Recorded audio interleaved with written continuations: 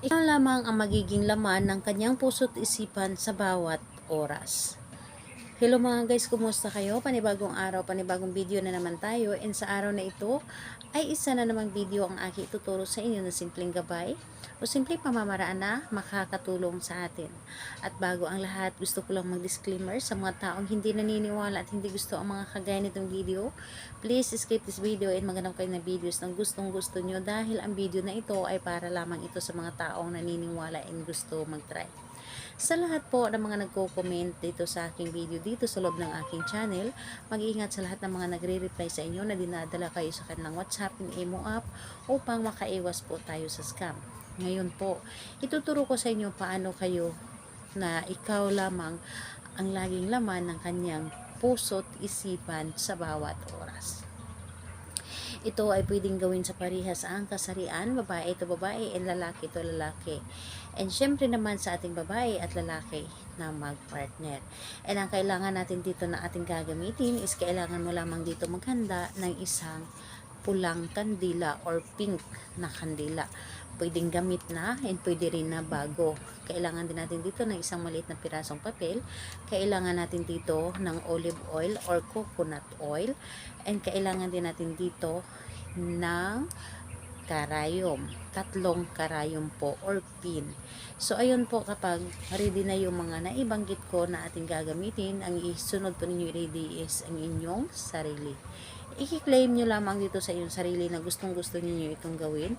I-claim po ninyo na ito ay makakatulong sa inyo at sigurado kayo na gagawin po ninyo ito. Siguraduhin ninyo sa inyong sarili na ito ay buo ang inyong loob sa paggawa at hindi kayo nagdududa dapat.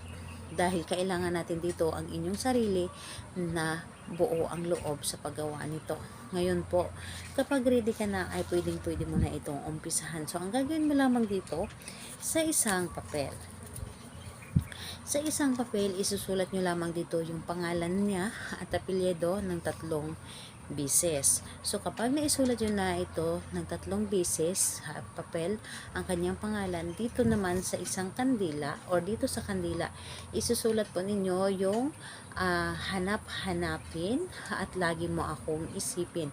So, dito po galing sa itaas, pababa.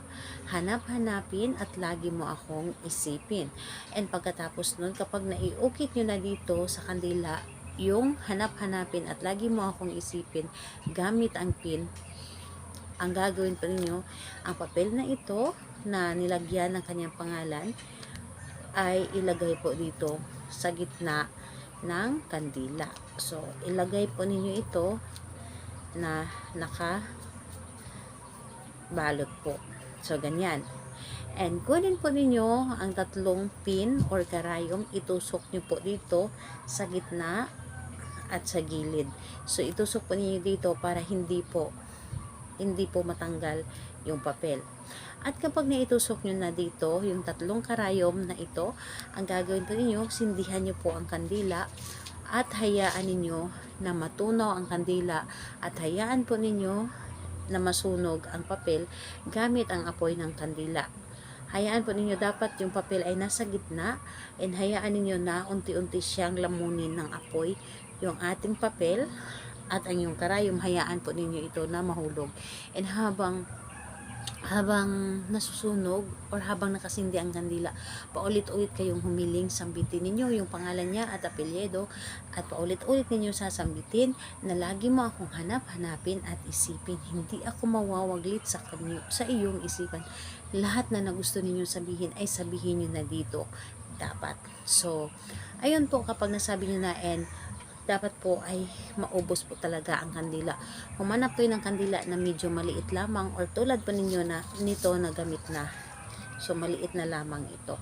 So, ayun po.